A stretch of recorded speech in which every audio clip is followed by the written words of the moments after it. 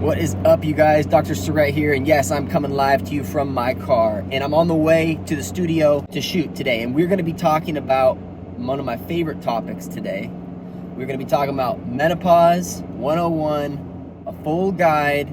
I've literally made courses on this. This is going to be a compilation of nearly 10 years in practice, the pearls that I find within menopause, women struggling with mainly brain fog, anxiety, sleep trouble, obviously vasomotor symptoms like hot flashes, night sweats. But it's interesting because women usually come to me and they are struggling with mainly the psychological aspect, just feeling tired, feeling run down, feeling like they're stuck in a rut. The anxiousness is like getting to the core of them, and it's impacting relationships, it's impacting their career, it's impacting the way they live their day-to-day life, it's impacting their sleep predominantly as well. And so today we're going to jump into what I would say is a actual full course in itself in treating menopause naturally, different options for treatment, supplements, herbs, lifestyle, diet, and as well as bioidentical hormone therapy, my favorite, which you may already know about me. I'm a huge advocate for that. So let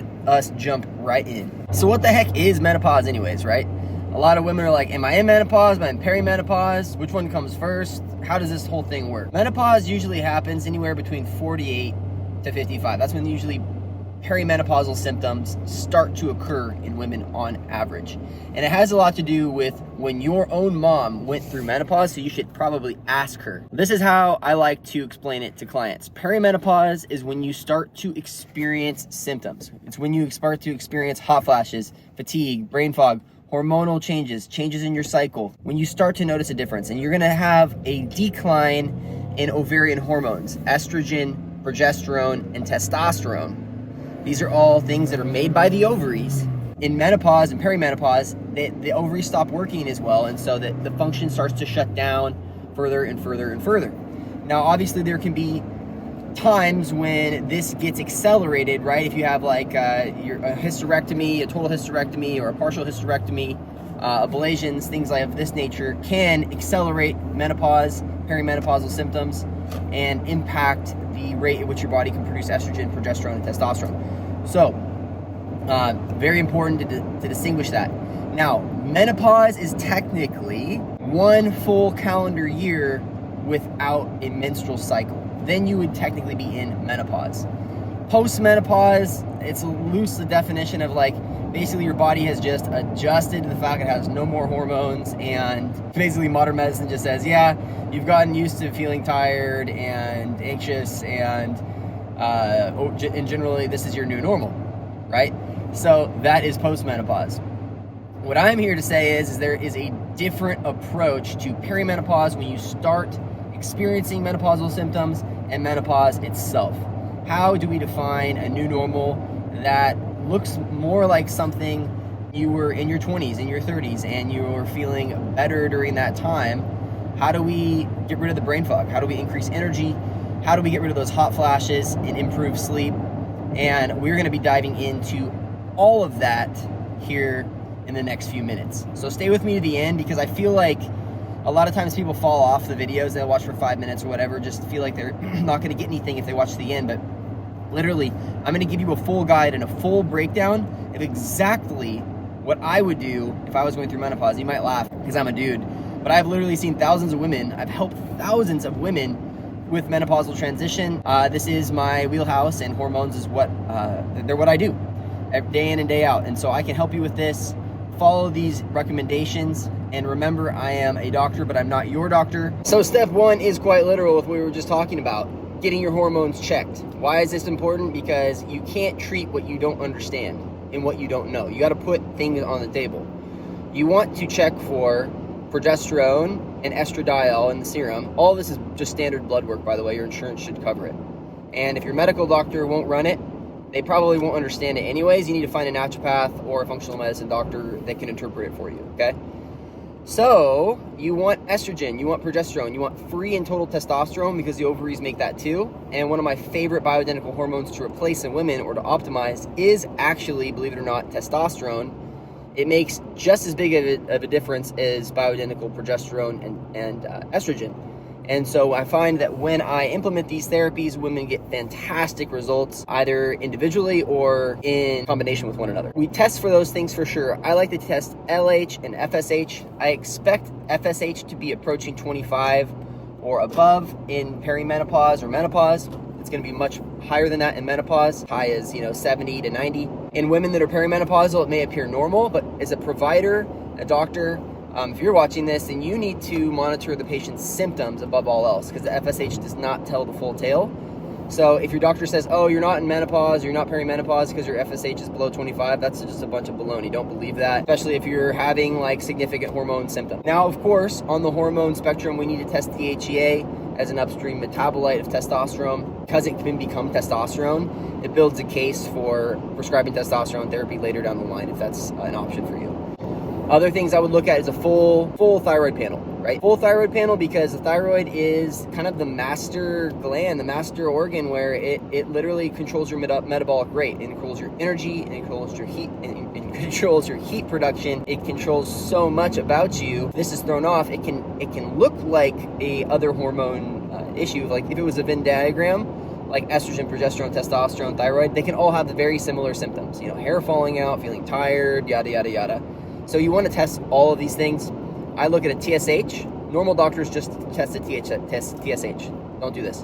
What you want is a TSH, a free T3, a free T4, and the antibodies, TPO antibodies, and thyroglobulin antibodies.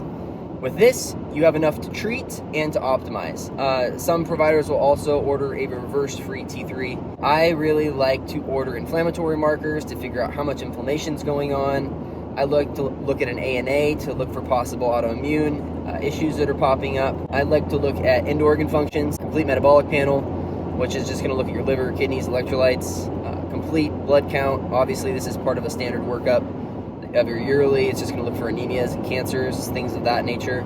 But if you do decide to do testosterone therapy or HRT, then you do need to monitor these things, and I do this quarterly with my patients. Very important to monitor labs and not just get hung up on the individual hormones themselves, but we need to look at liver function, we need to look at everything else that's going on in the larger picture. Of course, check all the vitamins that you can, B vitamins, folate, B12. I also check vitamin D, and I run a candida to check out like what, if anything's going on in the gut.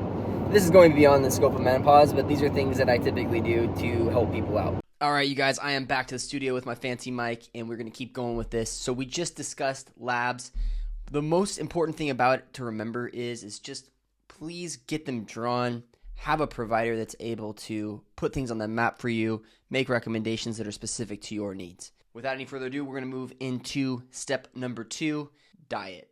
Surprise, surprise. But a lot of people have been told their whole lives, unfortunately, that the diet just doesn't really matter that much. They go out to eat, they eat pizza, they eat chips and ice cream, and they may notice some deficit, feeling a little more run down or see their weight change up and down for better or for worse. But a lot of people don't make the connection that what we eat is actually like remaking us each and every day. The molecules that are absorbed from our food are recreating our body. We're recreating our hormones.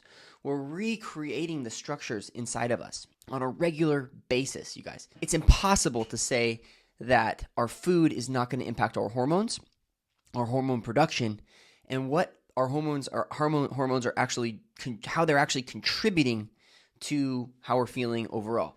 Now, this applies to menopause because in menopause, your body is already in an inflamed state. I'll repeat that. Your body is already in an inflamed state with perimenopause and menopause. Why? What's happening is that the protective hormones, testosterone, estrogen, progesterone, these hormones are very anti-inflammatory. They help us recover. They help us remain youthful. They are regenerative. Now, all of a sudden, they are not being produced in abundance anymore. It's even worse than that. They're being underproduced. Now, that means that what was inflammatory to you before, let's just use the pizza example as my favorite. Let's say that you decided to eat a whole pizza in your 20s. You're not in menopause, in your 20s. Well, it's inflammatory, right? So you gain a little water weight, the body does what it does best. You eat healthy and go to the gym for a few days, you recover really quickly. Boom. A lot of people that used to consume alcohol in college probably know the same thing. It's like, man, when I was young, I used to be able to drink and go to class the next day, and then now here I am in my 30s or 40s. I have 2 beers and I can't even go to work. I'm so hungover, right? It's that we lose our regenerative ability. Our hormones are decreasing in nature. Same thing in menopause. You eat that pizza when you're in your 20s and you bounce back fast. Now you eat that same pizza in menopause without those supportive hormones for recovery. It's like 5 times more inflammatory. I'm just making that number up, but it's so much more inflammatory for you that it's going to have, and that inflammation is going to be so much greater. It will have a greater impact on your health overall. Okay? So it's so important for you to figure out the foods that are causing inflammation in your body, and it's different for me than it is for you. For me, it's nightshade vegetables and dairy. For most other people, it tends to be the same. Okay, but some people have gluten problems. Some people need to be evaluated for that, and there's ways to check. There's things like IgG, food allergy testing, which isn't the best, but it does put some foods on the map to tell you what you may be sensitive to. My best recommendations for menopause dietarily are going to be a few different things, mainly from a point of avoidance. Avoid dairy. Dairy products tend to be inflammatory for most people, even if you're like, I drink milk every day. I don't notice anything. Well, you have no idea. Just because you're not getting heartburn, and just because you're not getting stomach aches or diarrhea after meals, does not mean there's not an inflammatory process going on in your gut. So I would cut the dairy. That's step 1.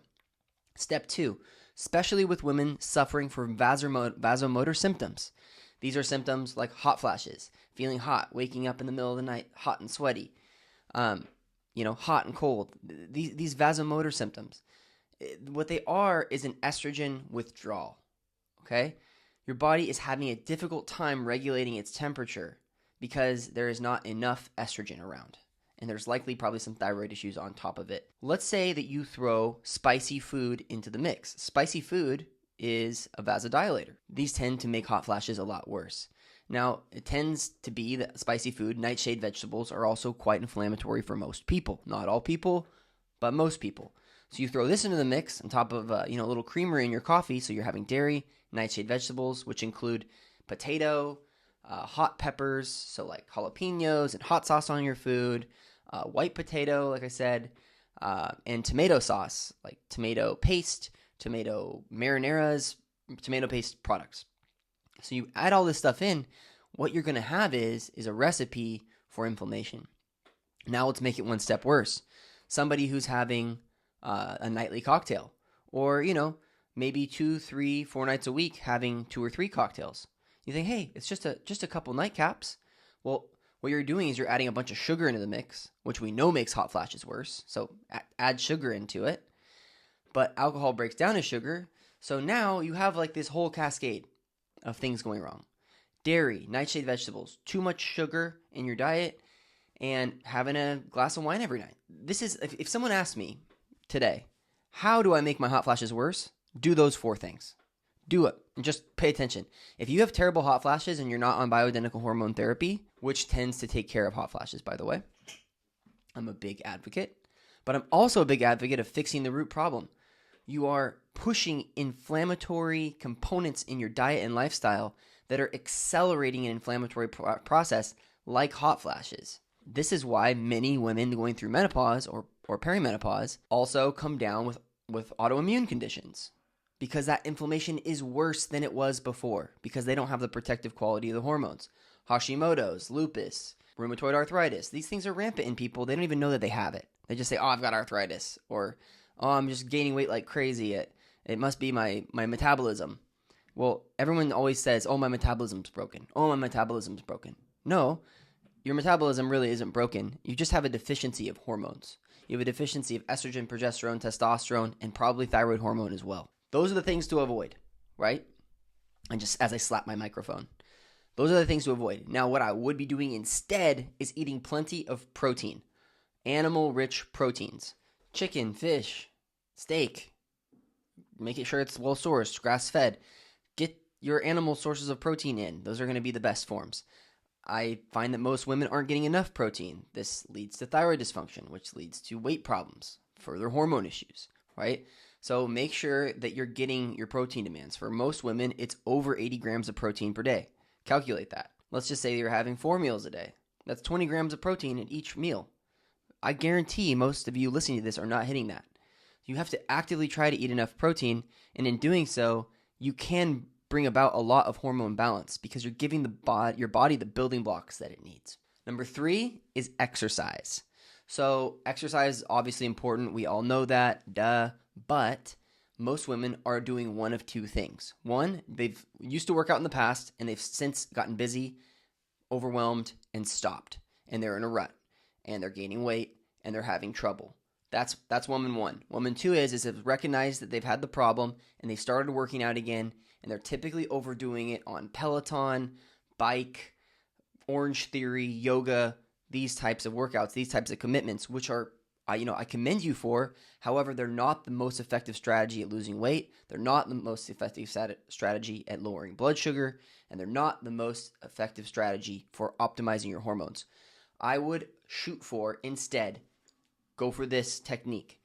Work out 3 days per week, weight training. If you don't know how to strength train or weight train, hire a personal trainer 1 day a week. They'll show you what to do, then fill in the other 2.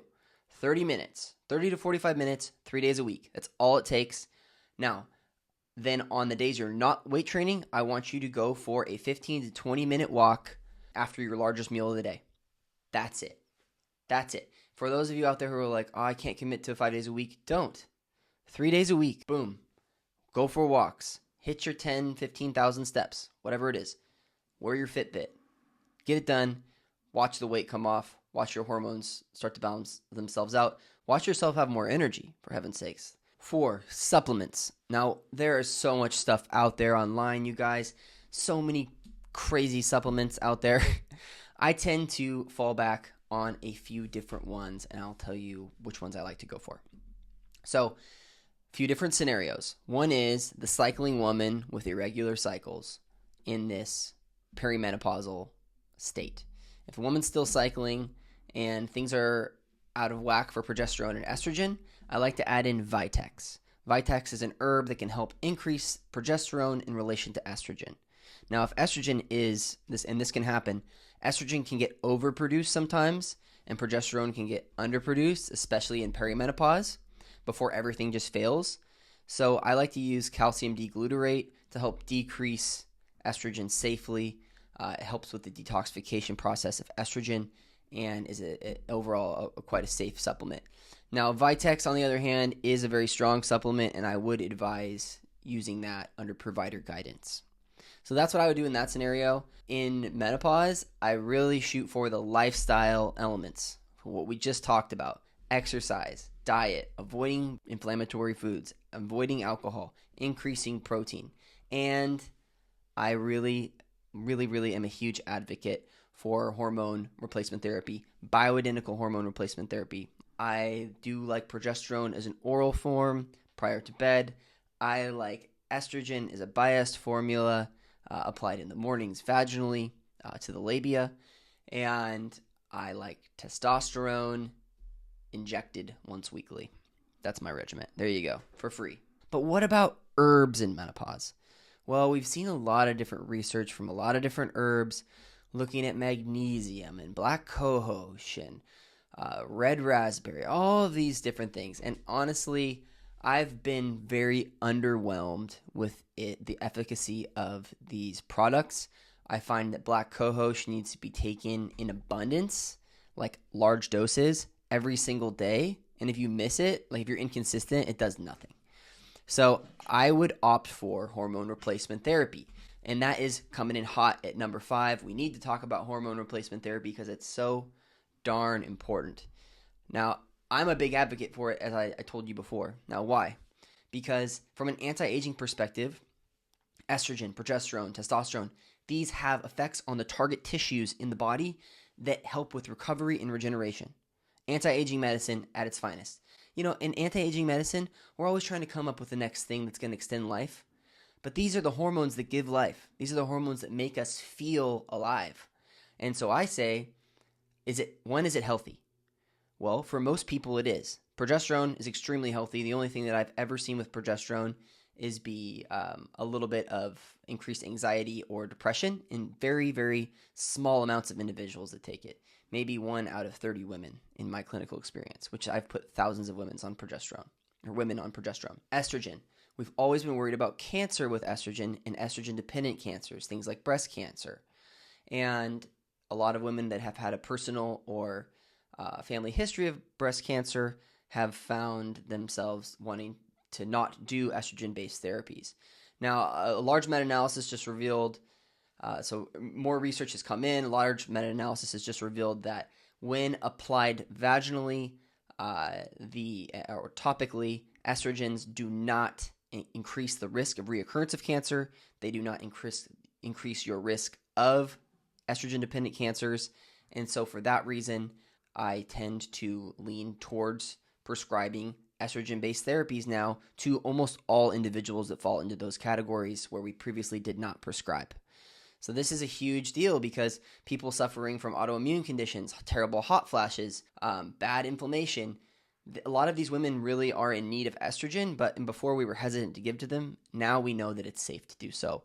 And I do so liberally, and I'm excited about it to get my patients relief. It is also easier to lose weight when your hormones are imbalanced. So estrogen and progesterone, they go beautifully together in conjunction with one another, just like they did back when you were cycling in your 20s and 30s. And I'm excited that these therapies can be used safely. Testosterone, I love it as an injection once a week. I do like to mirror physiologic ranges, which means that if a woman's free testosterone is the top end of the range is about 5, I like to shoot to get that level from a 5 to an 8, and we like to test midweek. And when we're testing midweek, we're getting a representative sample in the median, and that way we know we're not overdosing or underdosing our patients. So you can talk to your doctor about that. Sometimes doctors like to test in the beginning of the week and the end of the week, and I just don't think that's a very effective strategy. The trifecta, estrogen, progesterone, testosterone, they are fantastic therapies, and I find that my patients have been able to be on them long-term, safely, and it has drastically improved quality of life. And so for that, I am grateful. And that is it, you guys. That is your menopause full guide, crash course, physician-driven, years of experience. Those are my pearls, and I wish you good luck. If you need a provider, I am here, but I do encourage you to find a functional medicine doctor or naturopathic medicine doctor that is well-versed in hormones to help you achieve this type of balance, because it is a delicate system, and it begs the need for attention when you are going through this time of your life. If you like this material, if you like this guide and you want to see more of this stuff, please like and subscribe to the channel and make sure to hit that notification bell because it does help us and it lets you know when we release more episodes like this. If you love this episode, please let us know in the comments and I will be sure to say what's up to you. And I'll see you on the next episode. Bye, guys.